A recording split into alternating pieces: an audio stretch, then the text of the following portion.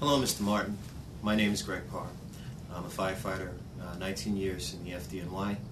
I get a chance to tell you a couple of things about me here. I've worked in Harlem, actually all of my career. I worked in 58 Engine. It's on 115th Street and 5th Avenue. It's called the Fire Factory. Really enjoyed working there. It's been a pleasure serving the people there, getting to know them on a personal level as well as professionally. After 9/11, my ability to do that greatly changed, and that's sort of where our paths have crossed. We lost our lieutenant after the events of 9/11, and I worked there after that time in an effort to recover him and others, probably for about 4 months time, over the whole time period that I was there, both in an official and an unofficial capacity. After about 2 weeks of working at Ground Zero, I realized I had something going on with my breathing. I would ask some of the other guys. It felt at first like a fat cat sitting on your chest when you'd wake up in the morning. It elevated into a cough, and we just had so much work and so many things that we had to do, both in terms of still looking for people, still working, and after a while I started going to even the funerals and memorials, just a lot of things we had to do, and you just sort of push those symptoms to the side. I anticipated doing about 30 years on the job. I had a brother who as well as a firefighter, so it's become sort of a family business. Incidentally, he was in the collapse. Thankfully, is fine. Helped effect the rescue of a lot of people in Tower Number 7. He's a chief on the job, Phil Parr. One day in February, after a fire, in which we pulled 2 people out on 112th Street, it all pretty much came crashing down for me. I ended up in the hospital with smoke inhalation, and elected to not try and hide it and sort of face up to this before. And while that was my last fire, it was about 3 years of working light duty after that I ended up being retired from the fire department, which is quite a blow. One of the first things, however, I did want to do after being retired was take the New York Rescue Workers Detox Program.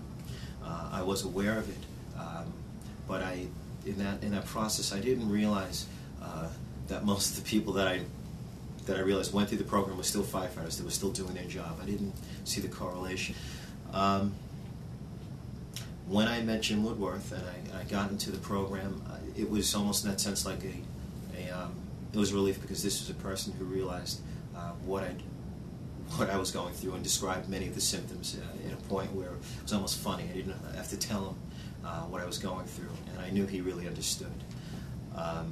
After going through the program, now I have an opportunity to have open a new chapter in my life.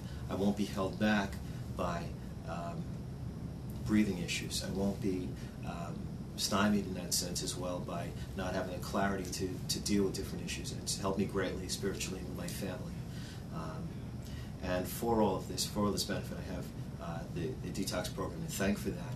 But I especially have you to thank for personally being involved with my case financially and supporting me through this program.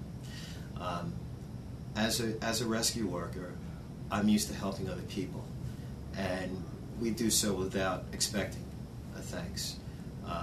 It's been a pleasure, as I said before, and a privilege to serve in Harlem. It's not only just a premier home, firehouse that is, but as well the people and the culture that's there and the history.